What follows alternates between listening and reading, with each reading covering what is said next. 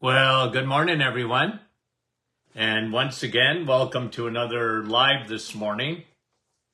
And hope you're having a great start to your day as you get your notifications here. And I just plugged in my microphone. Okay, and Andrea, you are number one today. You beat out Brahim and Michael. Mike, you're number two. I wonder there's Brahim. Well, Andrea, I don't know if you learned a secret, but good for you. Madeleine, Kippawa, Quebec, bonjour. Yvonne, how are you? And John, our friend from Elgin, Illinois. Sandy, from Fergus, Minnesota. Nativity, good morning. Fran, Orangeville. Mary, Norwich, good morning. Nick from our staff. And Kevin, Oshawa. Wendy, Markham. Maria, Ottawa. Yolande, bonjour. And Georgie, Halifax, Nova Scotia. Jeanette, how are you? And Chantal, Ottawa. And Marianne, New York, how are you? New York. Luella, West Tennessee. Karen, Coldwater. Janie, Angus. Kathy, Port Perry. Faye, P-E-I. And Sandra, Brampton. Sue, Bolton. Good morning, guys. Sandy, Vancouver, Washington. Bonnie, Little Britain. Lori, Niagara Falls. And Brahim said, Sandy, Margie, Kansas. And Debbie, Sturgeon Falls. April, good morning. And Donna from Newfoundland. Wanda, Virginia, good morning, Virginia. Suzanne from Edmonton. Kansas is saying hello. Barbara from Kansas. Elaine, Bonnie. Annandale, Minnesota. Judy, New Brunswick. A couple of more. Hi, Connie, how are you? Andrea said she just got lucky. Dorothy, P-E-I. Donna. And Donna's saying hello to Elaine. John, how are you from Lefroy? Victoria, good morning. Guys, thanks for saying good morning. Kelly, Diane, Thunder Bay. Two more. Cecilia, Sunny Sudbury, and Madalena. How are you? Sandra, I got to say hello from Hamilton. Guys, we appreciate you guys coming on live. We love that. Makes this show much more enjoyable. But for those folks who can't, get on with this live, we love you too, okay? From all of us, we thank you for making The Doctor Is In such a successful podcast. We appreciate that. Love you guys. You have no idea. Okay, let's answer the rest of the questions that I didn't get to on Friday. So I don't know if this is going to be permanent, guys, where we're having question and answer Friday and question and answer Monday. We've done it for the last, I don't know, how many weeks now. And I just want to give you a heads up about tomorrow because we're going to do, there's some new stuff out on cortisol, and I really want to get into to get in and answer some of the questions that you probably have about that stress hormone. Hannah, what does Dr. Martin think about sour sop? I don't even know if that's how you pronounce it. It's a fruit extract. What do I think of it? I don't know. I never, I can't say I know what it is. I can't think of that ever coming across my desk when I was in practice. Okay? If you Google it, yeah, I remember someone asking me about it, but I never saw the results of it in my practice. So when that happens, And that's pretty rare where I haven't got any kind of feedback or whether it works or not. Henna, I don't know. If you Google it and you like it, I don't know. Like if it's a powerful antioxidant, I guess. It ain't as good as Navithol, I can tell you that. Already, I know that. Because of the proanthocyanidin content of pine bark. And that I got a lot of experience with. Cecile, I read MK7 does not absorb as well as MK4. Now, she's talking about vitamin K2. Okay? And Cecile, let me tell you this, okay? We put MK7 in our vitamin D, and there's a reason for it. Okay? So you read one thing, I can show you 10 other things that show you MK. I'm not saying MK4 is no good. It's very good. And, but I like MK7 in terms of its absorbability or bioavailability even better. Both are good. Okay? So, we chose MK7 for a reason. Okay, thanks for the question, Cecile. I want you investigating. You go for it. I got no problem with that. Marianne, okay, she's reading too. You see, my audience is the best, by far, educated audience. And I don't mean traditional education at Harvard. I mean investigative journalists. That's you guys. No, you investigate. You read. Okay? I like that. And then you come across something like Cecile, MK7 doesn't absorb. I like you asking me that. Nah, I know, but I can show you other articles where MK7 absorbs better than MK4. Okay? And that's all right. You asked the question. I'm going to give you my opinion. Marianne says, I've been reading info on vitamin D3 with K2 on another site. The site says if you have thyroid issues, you must take vitamin A because if you don't, your T4 will not convert to T3. No. Now, let me say something. Vitamin A, Dr. Martin loves. I love vitamin A. Okay? And vitamin A is found when you eat eggs, meat, and cheese. You get vitamin A there. Okay? And I wasn't a guy too much to give vitamin A as a supplement. Now, I didn't say I never did it. I just said I didn't do it that often. I like cod liver oil, for example, got high sources of vitamin A. But listen, if you eat eggs, meat, and cheese, you'll get a lot of vitamin A. You see, one of the biggest problems in thyroid today, okay? Why is there so much problems with thyroid? Because, and it's a hormonal thing. It's complicated. The thyroid is a puppet. It's got a lot of strings attached. Up into the brain, the pituitary, the hypothalamus. Everything's got to line up. And then the thyroid is affected by the liver, just what you said.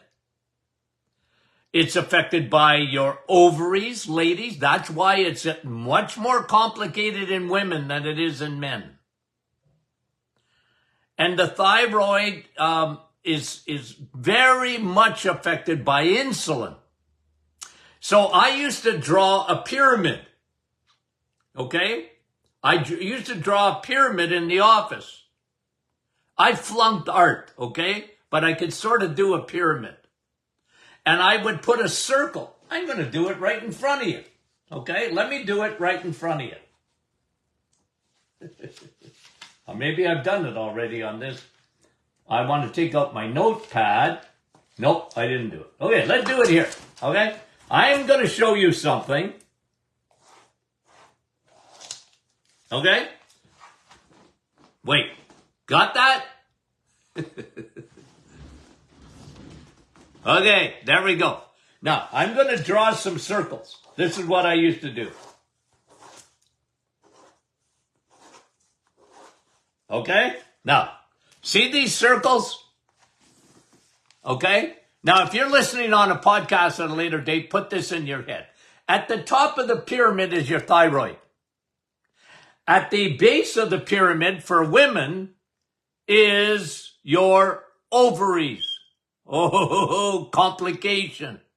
And then we have the adrenals. And in the middle is your pancreas, insulin. And they all have an effect on this. Okay? And a couple of other things too. But let me just tell you what I would do. This is on one side I put estrogen, the other side I used to draw this for my patients. And then I would put cortisol. And then I would have insulin at the pancreas. And then I would have the thyroid up here. Okay? TSH and T4 to T3, because that's the key. T3 is the key to your thyroid. But you better get all of this. And this is why in functional medicine, you better understand this. Because doctors, what they do mostly, okay, mostly, all they do is isolate the thyroid. And they're married to the lab. They're married to it. Because if the lab doesn't tell you that something is wrong, and thyroid is a finicky, the lab work is so unreliable. Whenever I taught practitioners, whenever I had a chance to teach other practitioners, I would teach them this chart. I said, if you don't put all of this together, you're never going to figure out the thyroid properly. When a woman, especially, has insulin resistance, okay? Their biggest problem is, and this is a generalized statement, so don't come after me, okay? I'm on your side, ladies. I just want to tell you what I observed. Women, for years, became carboholics. They didn't eat enough protein. They rarely ever do, okay? They rarely ever eat enough protein. And they secrete way too much insulin. When you secrete too much insulin, you develop what the condition called insulin resistance. It slows your thyroid to a crawl.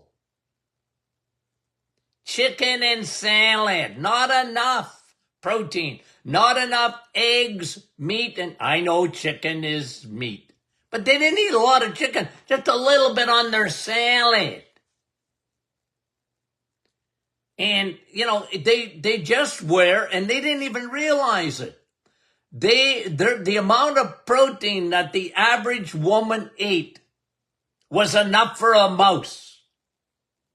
And when they got protein, it was usually from the plant kingdom.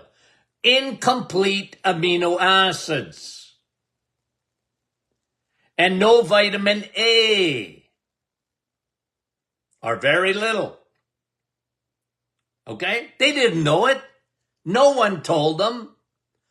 Doctors go to medical school and they don't learn a thing about nutrition. Imagine that. So, if you asked a doctor, what about food and the thyroid? They'd look at you with a blank stare. Why are you talking about food? What's that got to do with your thyroid gland? Now, they might talk about a mineral like iodine. Maybe. Okay? But guys, ladies, when you eat enough eggs, meat, and cheese, okay? When you eat enough eggs, meat, and cheese, believe you me, that's a complete protein. It's full of vitamin A. That helps your thyroid. Vitamin D helps your thyroid. One of the biggest deficiencies in thyroid gland is vitamin D, the sunshine vitamin.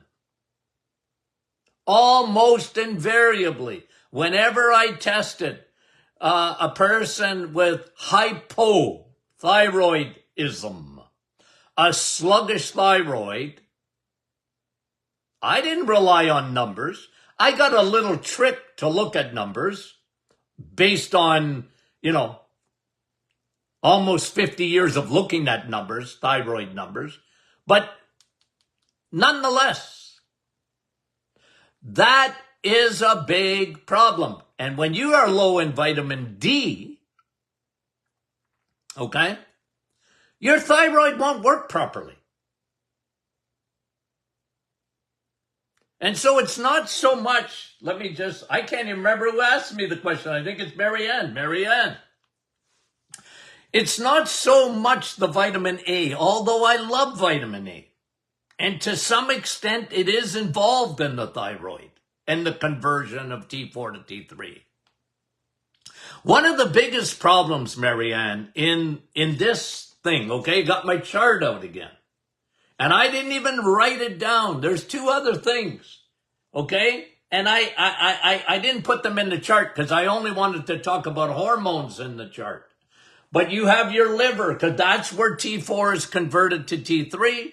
And then you have your gut, leaky thyroid, fatty liver, sluggish thyroid, because of the conversion that takes place. So, Marianne, thanks for the question. It got me drawing this morning.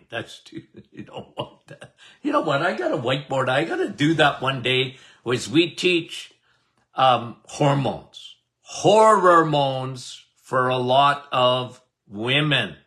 And like I said, ladies, I'm on your side. Okay? I'm on your side. I'm not against you. I'm all for you. Okay? You got hormones. And I didn't even talk to you about cortisol. Cortisol, it robs progesterone.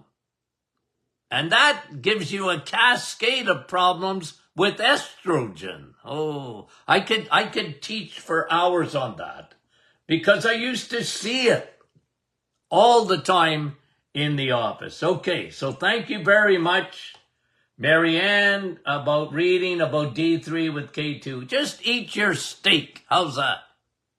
Ladies, steak. Sun, steak, and steel. Have you got that book yet? Okay. Francis. Hi. I was wondering what can cause dry mouth and slightly white tongue. Usually yeast, fungus, candida. That don't come from your tongue. It comes from your gut. 2. Okay? 2. Could be medications, side effects. 3, low stomach acid. And therefore, oftentimes you get a silent acid reflux. It's silent. You're not getting heartburn, but you're getting a dry mouth. And you can have a white tongue. Even from low acidity in your stomach. And your body has to overcompensate and it produces more acid. Sometimes it's silent. in a sense that you're not getting heartburn. Okay, Francis, thank you for that question. Vicky, Dr. Martin, would a chiropractor help my tinnitus? Maybe. Here's what in tinnitus, never fun. Remember though, okay? Oftentimes, I got to do a session on this because I think about this all the time, and I got to do it because it really, tinnitus is often, I'm just going to make a statement. Tinnitus is often diabetes of the ear. What? Okay. Well, almost every organ in your body, almost without exception, and a lot of parts of your anatomy are affected by blood sugar or insulin resistance, okay? And it manifests itself in different ways because in medicine, they make a big mistake. They really do. 93% of the population have some form of metabolic syndrome, which is the elephant in the room. Remember COVID? What did I say? What's the elephant in the room? The only people that were getting really sick were people with pre-existing conditions, and every one of them had to do with metabolic syndrome. Every one of them. When they were hospitalized, they either had high blood pressure, they really were diabetics. Some of them didn't even know they were diabetic. But your body is diabetic way before your blood sugar is at a certain number. Your body is already a diabetic. Diabetes is the last thing to happen. Blood sugar going high. That's the last thing to happen. Because your body is dedicated to keeping your blood sugar tightly regulated. You know my little story? If you have 20 donuts within an hour, your blood sugar will be just about back to normal. Now, don't do that. The experiment has already been done. You don't have to repeat it, okay? Never have 20 donuts. But the point is, even if you had 20 donuts, if you had a bottle of Pepsi or Coke, 14 teaspoons of stupid high fructose corn syrup. People still do that, Oh, Dr. Martin, it's ginger ale. Who cares? You know how much sugar's in there? Anyway, but if you drink one, and they drink one every day, then they go to their doctor, and their doctor is like, they got blinders on, most of them. Okay, not all, most of them. And they're like this. Oh, your blood sugar's normal. See you next year.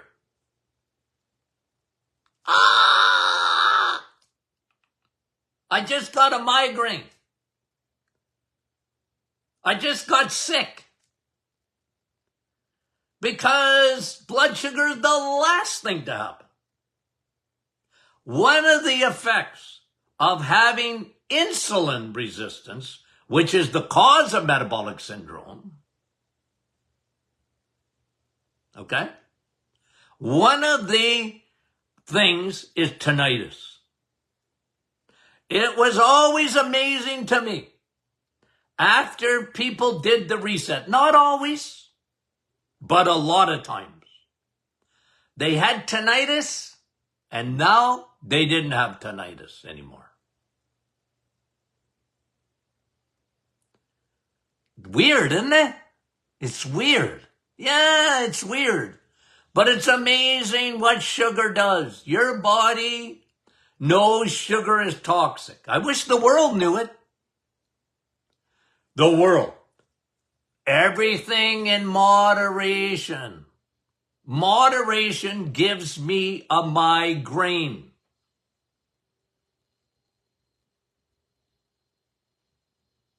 Okay? Now, you could try a chiropractor. I would do the reset if you haven't done it. And if that don't fix it, look, other things too with tinnitus, okay, I found usually low levels of nitric oxide. They were low in vitamin B12. I used to combine a lot of times Navital with B12. And sometimes the tinnitus gets better, but not always. Okay? This run, Forrest, run. If you hear someone tell you, I can cure your tinnitus every time, they're lying because they don't. If they did, they'd be a multi-gazillionaire. Yeah. Okay? I'm just giving you my experience. I go into deep dives, guys. Because when with the experience I had in my practice, I was into deep dives. What's going on there? I wanted to know. There's an underlying condition. Okay. 2 hormones that want you dead. Insulin and cortisol. And like I said, tomorrow we'll talk about cortisol. Thank you for the question, Vicky. If not on the, Terry saying, if not on the reset, what did Dr. Martin think about kombucha? I don't mind it. Kombucha I like fermented foods. Okay? Including pickles. I like fermented foods. You make a kombucha, I don't know how to even pronounce it. You can have it. I got no problem with it. I like it. Okay? I like it. I like yogurt. It's pasteurized. I know you get a few strains of bacteria. I got no problem with that. As long as there's no sugar added. There's enough sugar already in it. That's just naturally in dairy. Not in cream, though. Not in butter. In milk. Okay. No, I got no problem. You can have it. Okay? It's good for you. Kim. I'm curious to Dr. Martin's explanation on natural flavors. It is something I've always steered clear of, as I understand. See, this is you, Kim, reading. There is no government regulation as to what it may contain. Well, that's not true in Canada. Okay? It's not true in Canada. Canada is very strict. You have to put what you're doing to get a government. I'm talking about now, I'm not talking so much on foods, but in supplements. Canada is the strictest regulation in all the world. Did you know that? Now, there's no country like it. Canada led the way, and now it's losing its way. Because now Canada is becoming silly. And they want to get rid of natural products. Well, here's what they want to do. They want big pharma to take over natural products. That's what they want. And the government has already passed the legislation, and we hope to stop it by 2025, because it's going to come into effect. And what they're going to do is take out all the little guys, and only the big pharmaceutical companies, they will have control of the supplement industry. Because that's what's happening.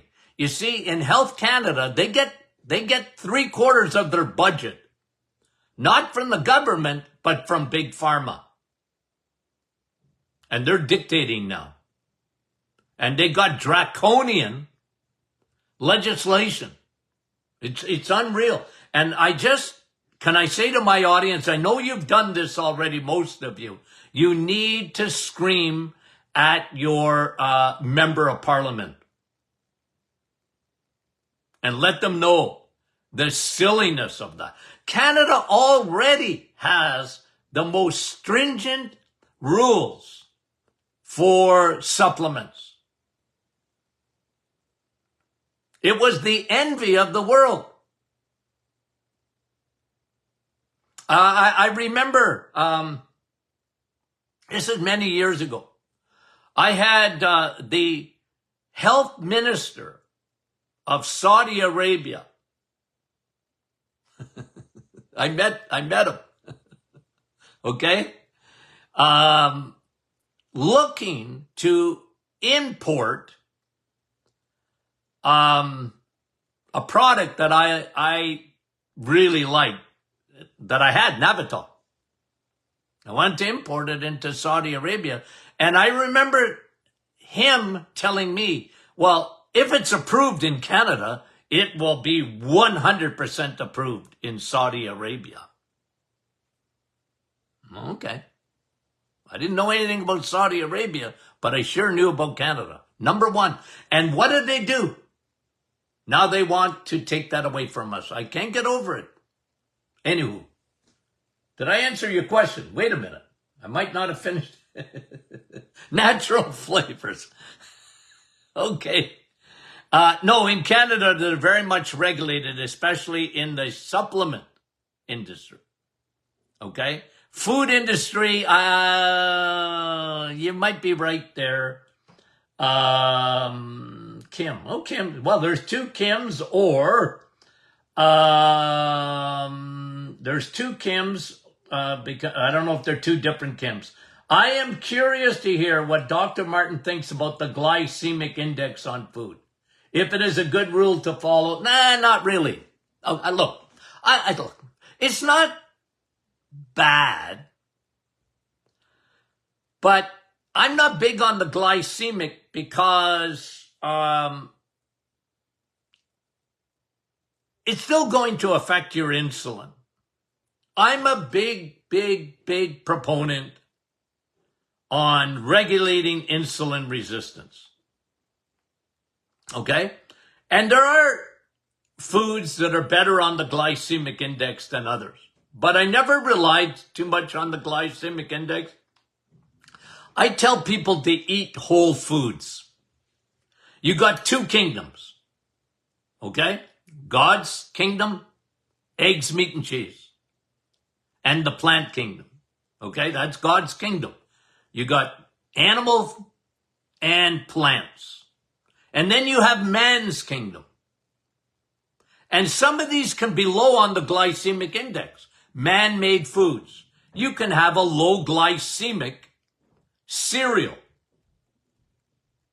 I think oatmeal was one of them. And I don't know why. Because, oh yeah, what was it? Steel oats, right? And they were low on the glycemic index. I said, no, they're not. Your blood sugar is going to go to 20 and then come crashing down. So I'm not big on that. I'm big on you eating from God's kingdom. Animal foods and some plant. Now, for 30 days on the reset, you're not having any fruits or vegetables. But there's a reason for that. It's not because they're not good. It's just I'm trying to get rid of insulin resistance. So the glycemic index, Kim, I never liked it so much. Because I was a very simple man. When you eat the right foods, you don't worry about insulin. Nobody ever get metabolic syndrome, high blood pressure, high blood sugar, belly fat, high uric acid, high triglycerides, and low HDL. Nobody ever got that when they ate eggs, meat, and cheese, and some fruits and vegetables. Don't live on the fruits and vegetables. You were never meant to live on fruits and vegetables. A human being is meant to live mainly on eggs, meat, and cheese, dairy, and some fruits and vegetables. That's all right. for you. Live there and you'll never have trouble. You'll never have trouble with metabolic syndrome. Did I answer your question, Kim? I hope so. We thank you for it. Okay, let me see. Heather, will cod liver oil affect blood lipids? Will cod liver oil affect blood lipids? Well, it's a good oil. Very good for you. Okay? It's a fish oil. I don't think it's going to lower your triglycerides very much, although high DHA will. There's a difference between those two oils, okay? And always think of cod liver oil as a really good oil containing vitamin A and vitamin D. I like that, okay? I like that. And it's a good oil for you for sure. It's not going to affect your HDL too much. It might elevate it slightly, which is good, of course. And maybe a slight, I've never really seen studies. I'm trying to think if I've seen studies on cod liver oil and triglycerides. I'm going to look that up because I can't remember. But thank you for the question, Heather. Kathy, a family member has been diagnosed with venous malformation on his face. How does that come about? I don't know. Like venous malformation is they got, I've seen it, like a blue mark, and it's the veins underneath get clogged up. How does that come about? I don't know. I think it's probably a weakness. You know, when a woman gets varicose veins, it's really like a varicose veins underneath. And then it can be, but the only really way, when they get really bad, you might have to do some surgery there, either laser or whatever to fix it. Okay, Louise, I'm not understanding how fatty liver is fixed by eating more fat. I like that question. I like that question. Okay. Louise, here's what you got to understand. Okay. Fatty liver is not caused by fat.